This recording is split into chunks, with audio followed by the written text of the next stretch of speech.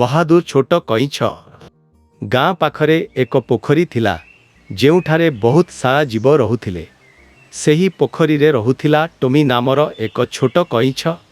Tommy खूब शांत थिला। से सारा दिन तार घरे लुचि रहुथिला एवं अन्य मानंक सह कथा कहिबाकू डरुथिला।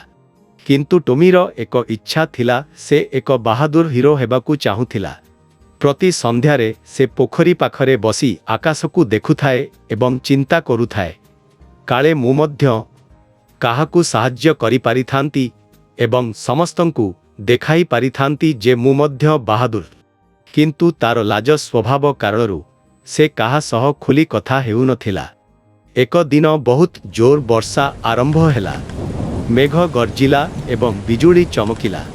पूरा जंगल डररे कंपी उठिला। सेई पोखरी पाखरे टोमीर एक भल मित्र बंटी ठेकुआ फसी जाइथिला।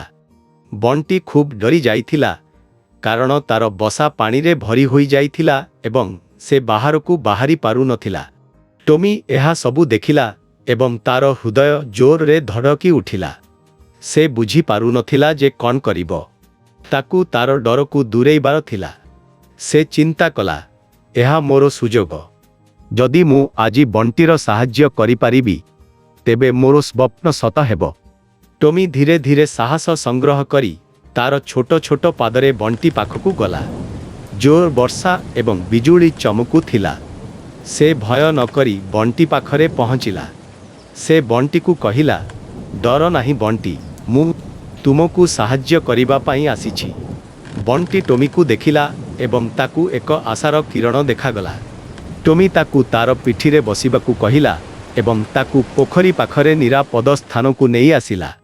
बंटी एक गभीर निश्वास नहीं कहिला, धन्यवाद टोमी, तुमे सतरे एक बहादुर हीरो। सेही दिन परे टोमी तार डर उपरे नियंत्रण करिबा शिखिगला। पोखरी पाखरे थिबा समस्त प्राणी तार बहादुरीर प्रशंसा करिबाकू लागिले। टोमीर स्वप्न सत हेला, से एक हीरो होइगला। एबे से गर्व सहित पोखरी पाखरे बसी आकाशकू देखुथाए, कारण एबे ताकू तार निज उपरे विश्वास आसी जाइथिला।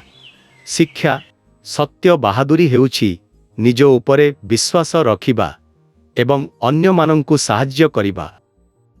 सांग माने मु आपण मानकर झुमी आगो को नुआ नुआ गप्प और वीडियो देखिया पई दया करी हमर चैनल को सब्सक्राइब कर दियंतु।